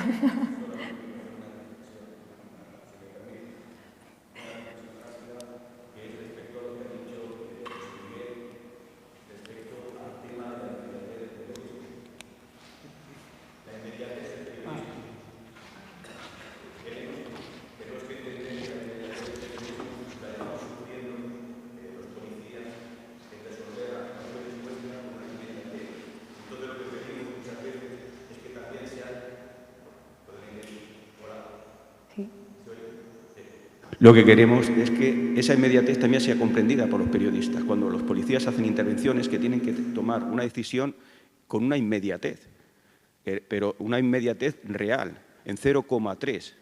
Entonces, cuando se equivocan tanto en los aciertos como en los errores, que sean conscientes que se tienen que tomar decisiones muy serias con una inmediatez inminente. Eso es lo que quería decir. Y respecto al tema de la educación, es la pregunta que quería formularle antes, lo que pasa es que se me ha ido un poco el tema, era de que la educación, por supuesto, depende quién sea el profesor, o sea, depende quién sea el educador. En Navarra hubo un sujeto perteneciente al miembro de ETA, había pertenecido a ETA, que aprobó una posición como docente. Y a mí ya me preguntaron en Navarra que, claro, ¿cómo lo veíamos nosotros, las víctimas? Entonces, ¿cómo lo vemos nosotros las víctimas? Bueno, eso es una reflexión. ¿El error es de las víctimas o es de la Administración? Eso es primero. Y segundo, las universidades. Quería venir a la Universidad de Valladolid un ponente que había sido miembro de ETA, a hablar de derechos humanos. Yo creo que eso también se tiene que mirar en el tema educativo, las universidades y demás. Es algo así como una reflexión. No sé qué es lo que piensas tú, José Miguel.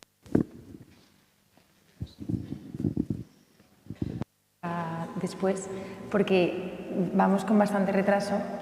Entonces, porque ahora Fidel quiere enseñarnos unas fotografías, pero bueno, antes de que nos enseñe las fotografías, sí quiero cerrar la mesa dando las gracias. Creo que bueno, como todas las mesas que estamos haciendo, se está viendo esa mirada poliédrica y también creo que hablo en nombre de todos, el trasladaros, de hecho ha salido en alguna intervención, ese reconocimiento por vuestro trabajo, la gratitud por parte de la sociedad y también de los que nos dedicamos a otros ámbitos por el trabajo que habéis hecho, por vuestra valentía y porque el periodismo es fundamental, lo ha sido para informar y para combatir el terrorismo y lo sigue siendo hoy día.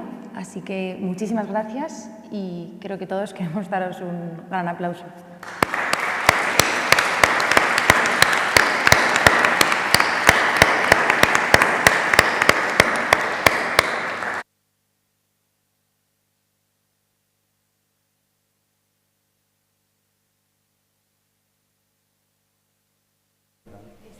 Y yo no soy Fulcanelli.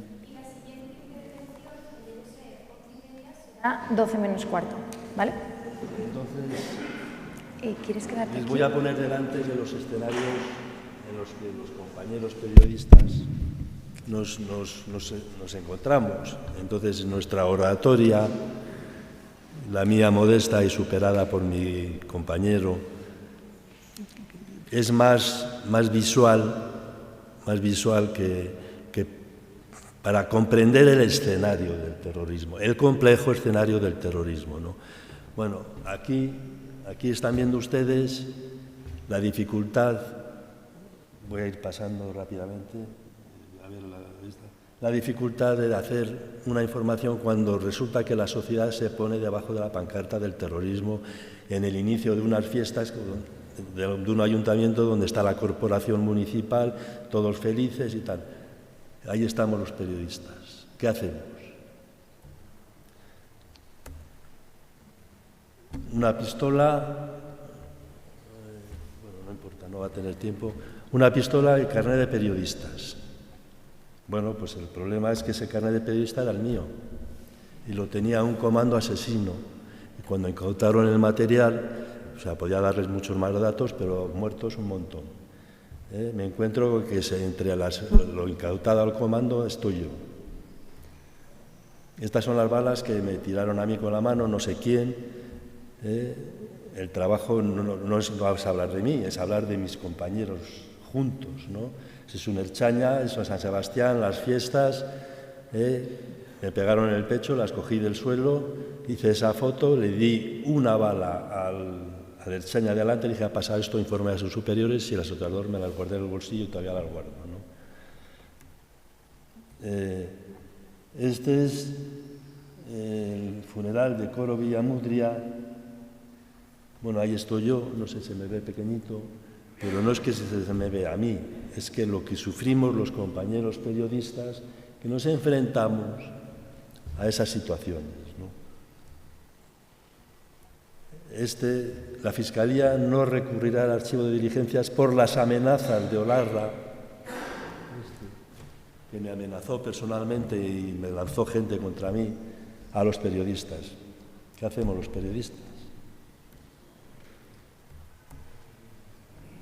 Gregorio Ordóñez, en el Parlamento Vasco, rodeado de gente y que me amenazó a mí unas semanas antes de asesinarme. Entierro de un empresario al que habían matado. Cementerio de San Sebastián. entierro de un etarra. Esta es nuestra sociedad, la que yo viví como periodista.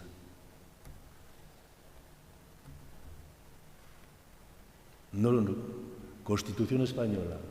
No se transmitía oralmente que estamos en contra de la Constitución, es que alardeaban de romperla.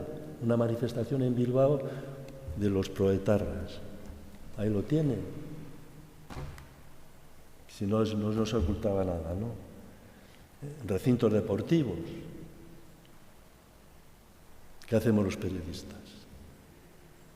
Legal, difusa, conveniente. Ahí tienen a un orador de Herri Batasuna, pero esto con el logotipo de la banda armada detrás de él, rodeado de niños en una fiesta de Bilbao, la parte alta de Begoña y no sé qué. Un encapuchado, fotografía, el vídeo de ETA puede pasar al Supremo y tal. Decía lo que quería, se escondía entre los asistentes, se quitaba la capucha y se marchaba, pero había lanzado su discurso, ¿no?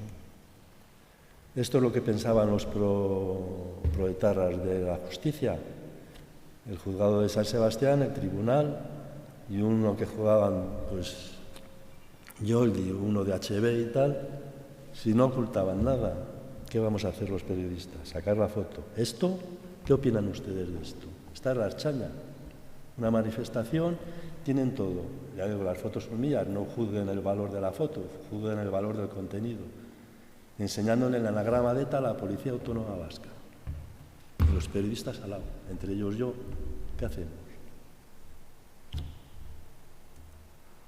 ¿Qué hacemos con una situación así? Hay un militar que se mete en el coche, se le abre la puerta contra él y se le pega 2 tiros. Esto ha sido ETA en el País Vasco.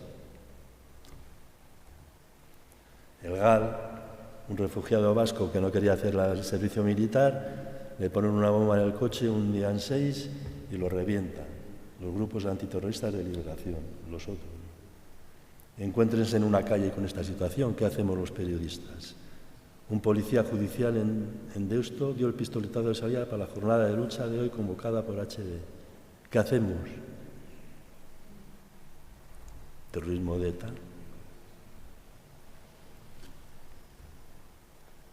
Una foto mía, portada del semanario Cambio 16. Los nuevos terroristas. Se ha dicho todo. Se ha dicho todo por parte de los compañeros periodistas, especialmente en el País Vasco, la gran labor del Correo, del Grupo Vocento, del director, de los directores. Este era nuestro escenario informativo. Y esto era cosillas que orbitaban alrededor. Llamar al rey jefe de los torturadores no es un curioso. 2005, me parece. ¿Qué hacemos los periodistas? Este era el HB.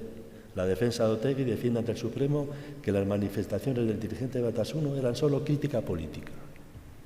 Bueno, pues a acatar la ley. Un día vas por Bilbao, vas por la calle y porque ha pasado algo te encuentras con esto. Esta es la foto del portada de ese catálogo, del díptico.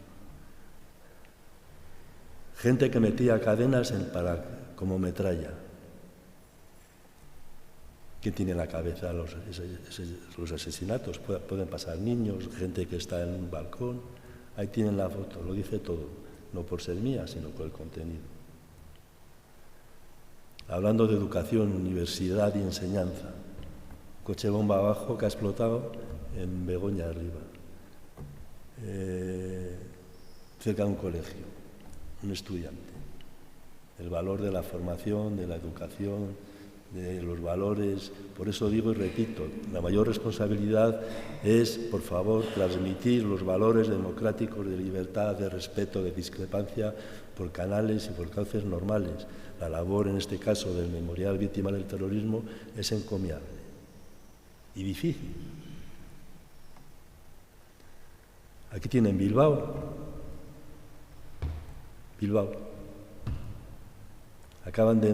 Van a enterrar a un policía. La parte de abajo. Compañero. La seguridad. Y por aquí hay gente pasando por aquí. ¿Qué hacemos los periodistas? ¿Y si esto es lo que hay? El Tribunal de Derechos Humanos condena a España, por vulnerar la ley, la libertad de expresión de Otegi, era el portavoz de Tarra, de Rui Batasuna. Bueno, pues que lo mismo. Bilbao, una manifestación de gente, dice en euskera, negociación y autodeterminación. O sea, la gente más independentista. No son 5, no son 100, son miles que salen a la calle. Y los periodistas lo recogemos, lo fotografiamos, lo publicamos, pero ¿qué hacemos? A sangre fría. Esta información estuve yo. ETA asesinó ayer de un disparo en la nuca a un coronel retirado en el centro de San Sebastián. ¿Saben cómo lo mataron? Venía leyendo el periódico, así. Le sale uno por atrás, le pega un tiro y se va corriendo a coger un coche que le espera. Al lado de la playa La Concha. No es Líbano, no es Siria, San Sebastián. Todos estos sitios he estado yo. Las fotos son mías. Acababa de venir de Berlín, la calle del Muro, me parece, ya no sé por qué he perdido duda. Y me encuentro con que en fechas recientes ETA asesina a un niño de 2 años. Fabio Moreno Arla, un gemelito, eran dos niños. Pusieron una bomba en el coche de Guardia Civil de su padre y le mataron. ¿Qué hacemos al colocarnos delante de esta situación? Un féretro blanco y le ha matado el terrorismo. ¿Qué hacemos los periodistas? Contarlo. Pero hay que contar esto. ¿Qué hacemos? Que no sabían cómo se lleva un féretro así de pequeño. Entre 2, entre 3. Esto lo escribí yo, y las fotos también son mías. Este es el juez, un juez de Bilbao, el presidente de la audiencia. La violencia callejera, fondo y raíces. Se contaba todo, se publicaba todo, hasta que los terroristas escondían los cócteles Molotov en las jardineras, en las jardineras y estos de basura que se tira por las calles, donde iban a recorrer una manifestación por libertad, por lo que sea de ellos. Y tú estabas allí haciendo la información por gritos de no sé qué, gritos de no sé cuál, te dabas la vuelta y de repente veías 20 encapuchados con cócteles en la mano. ¿Qué ha pasado aquí? Pues que previamente escondían los cócteles Molotov en las zonas ajardinadas, llevaban la ropa adecuada, con capucha, se la ponían así, y tú mientras estabas así, te dabas la vuelta y veías a estos. Quemando todo. Eso también escribí yo. La noche de los cristales rotos, el nazismo puro. Yo he llamado en algún portal, en este caso, a los vecinos diciendo, abajo había un concesionario francés de vehículos, estaban los proletarios en contra de Francia, porque había expulsado a unos militantes y tal. Y como había un concesionario de coches Citroën, los rompían y metían cócteles dentro.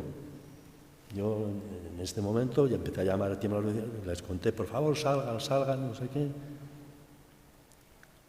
La noche de los cristales rotos.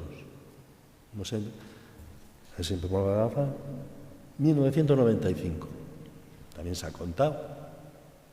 Y como yo lo he contado yo, lo han contado los compañeros de todos los medios vascos. ¿Qué hacemos con esto? No es Siria, no es el Líbano, no es Ucrania. ¿Qué hacemos? ¿Informamos? ¿No informamos? ¿Publicamos? ¿No publicamos? ¿Qué nos dice la catedral gótica en cada metro cuadrado de su fachada? El horror de Conrad en el corazón de las tinieblas. El horror.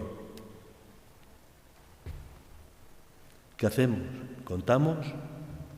No contamos. Un coche patrulla de la Policía Nacional o del Cuerpo Nacional de Policía, no lo sé. No es Vietnam, no es el equivalente a Ucrania ahora, era Vitoria. Contamos, publicamos la foto, no la publicamos.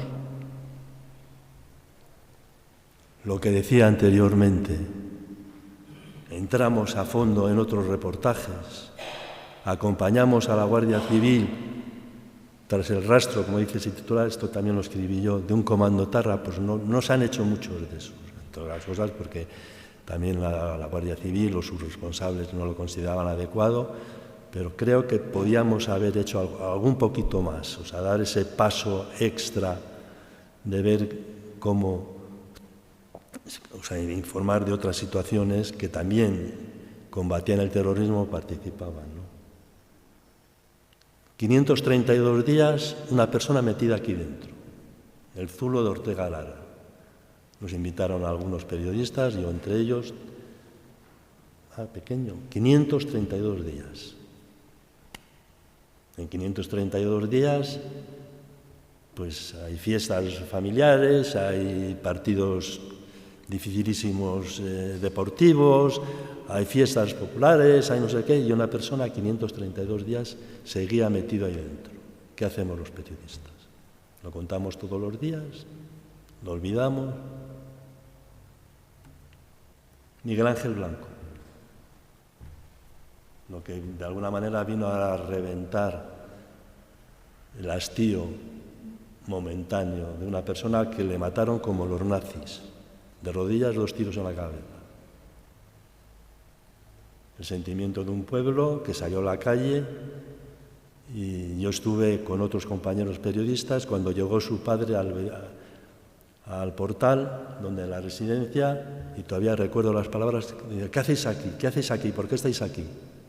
Algo habían dicho al padre, hay que estar con el padre cuando entra en casa y dice eso, ¿qué hacéis aquí? ¿Por qué estáis aquí? Nos miramos todos, ahí les tienen, darte la vuelta y encontrarte esto. ¿Qué hacemos? Llenamos... Ahora que hemos visto lo que está pasando en algunos pueblos con la inmigración, ahí no hay policía. No había policía. Las calles eran de ellos. La foto es mía, y insisto, por favor, podría haber sido de cualquier otro compañero. Pero yo les estoy metiendo en el escenario. ¿Qué hacen ustedes si ven eso? Enseñanza, educación, un instituto. ¿Qué pone ahí? Un instituto, una población de 100.000 habitantes fácilmente. ¿Qué hacemos? ¿Qué pone aquí?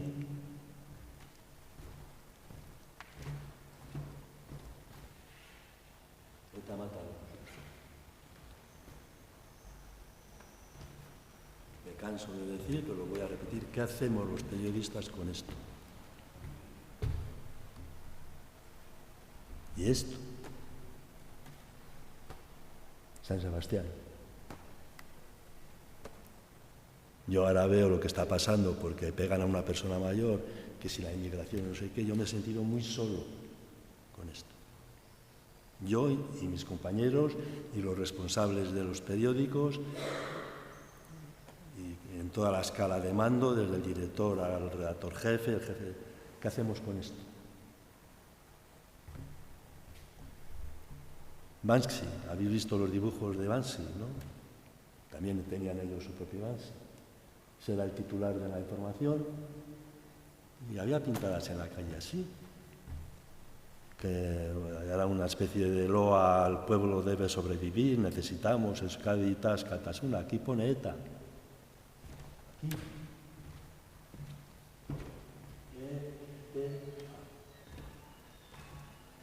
Y estaba en la calle. Los kurdos. Aquí estoy yo, todo feliz, por los montes del norte de Irak y tal. Los kurdos pasan a ser terroristas y vengo y unos años después, el PNV con los kurdos. la complejidad que hacemos muchas veces los periodistas, ¿no? Y ahora termino con 5 fotos más de otro contexto. Yo les digo, no me pregunten que haga un discurso de esto, sino el discurso, la reflexión hágansela ustedes, la otra carpeta. Porque hay más cosas que pasan y también están cerca y son más recientes estas.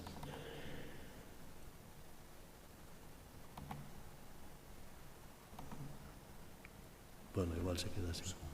A ver si se pasa más grande. Bueno, déjalo, no importa. Les voy a pasar unas fotos. Ahí pone jodeos judíos. Es España. Ceuta. La foto es mía.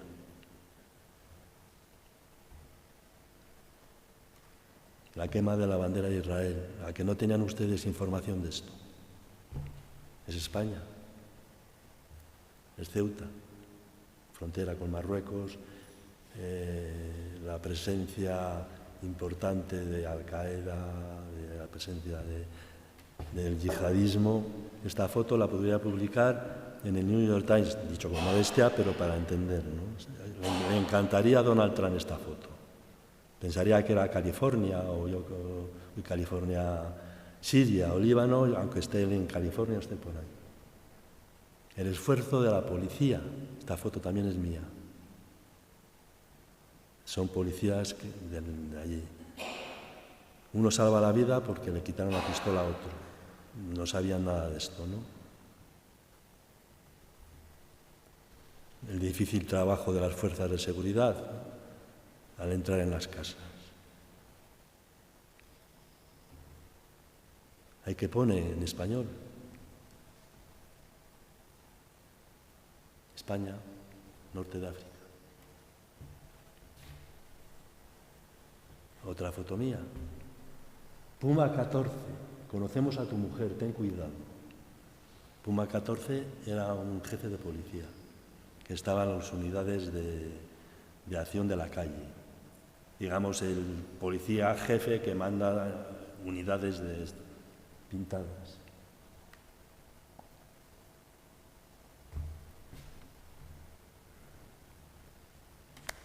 Ahí tienen Hezbollah. Le suena la palabra Hezbollah, ¿no? ¿Y estos quiénes son? ¿Quiénes son los españoles? Pues eso también lo tenemos en este norte africano. Esto es la frontera con Marruecos, pintada como si tal cosa. Una persona detenida en Ceuta, Karim, el ojeador de suicidas. Una foto mía de la Guardia Civil deteniendo a un incipiente comando para que se iban a ir a Siria a combatir con esto.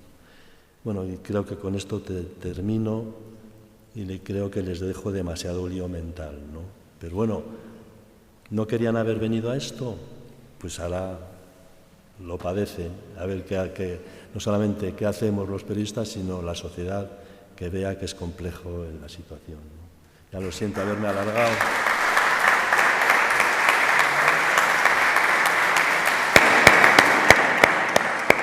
Pues nos vemos en 15 minutos. Gracias. Con la siguiente mesa, que es la dedicada a las víctimas del terrorismo. Muchísimas gracias.